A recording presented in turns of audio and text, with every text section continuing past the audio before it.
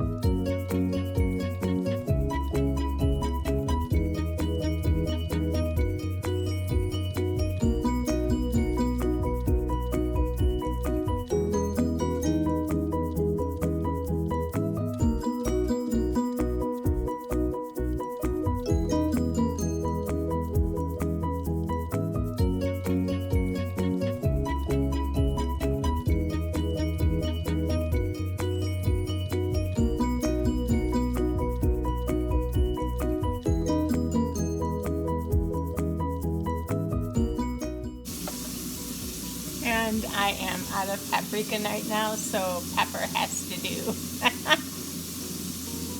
So my eggs are done. This time I had to use pepper instead of paprika for a topping because I am out of paprika, but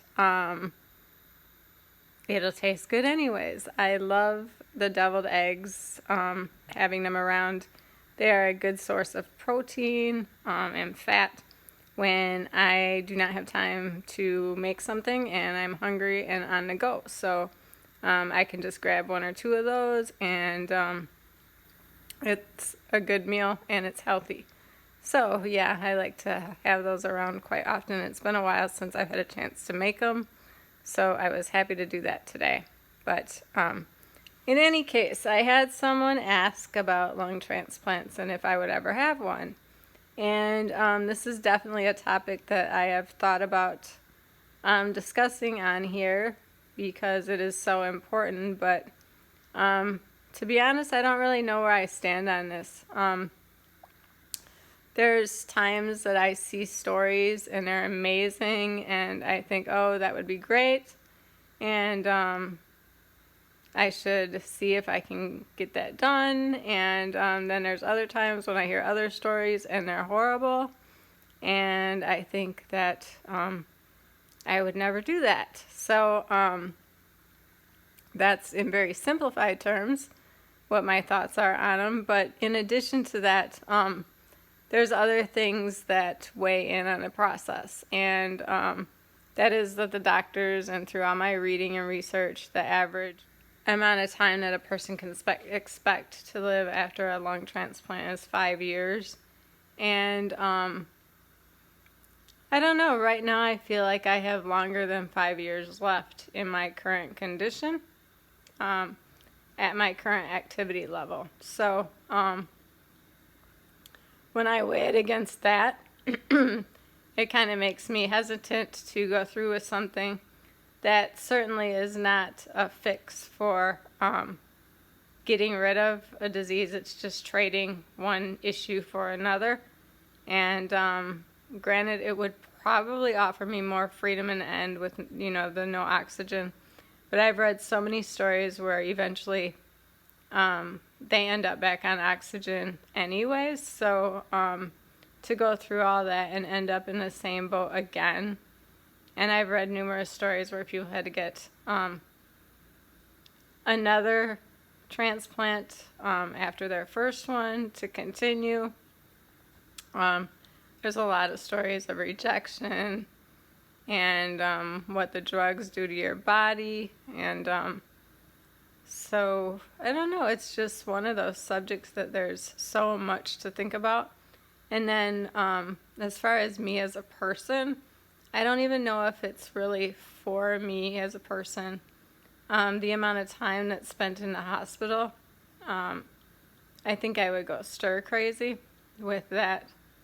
And the number of doctor's appointments and I don't know, the process is very grueling and extensive and invasive, and it's not even like other transplants, because in a regular heart transplant or a kidney or, other organs, they're not exposed to the outside world. So once you have that transplant, as long as you can keep your body from rejecting it, people live like 20 and 30 years with a heart transplant.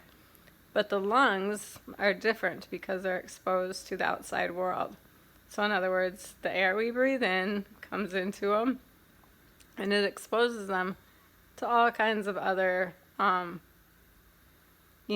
variants that the other transplants don't have.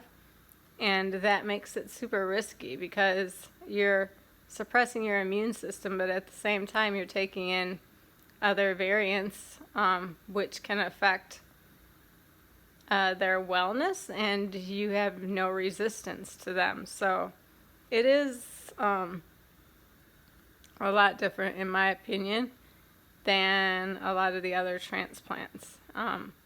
So the life expectancy isn't quite as long. And there's so much new stuff on the horizon that I can't help but feeling like if I can just wait it out a little bit longer, that there may be some milestones that might be reached that increase the chances. Now, if my situation changes, one thing that I've thought about is it might be nice to go through the process to get approved for a lung transplant, so that if something drastic happens, that I would be already on that list. It doesn't mean that if they were to get the call, I could always turn down if I wasn't ready at that time. So that's one train of thought, and it's not a bad idea to just be ready.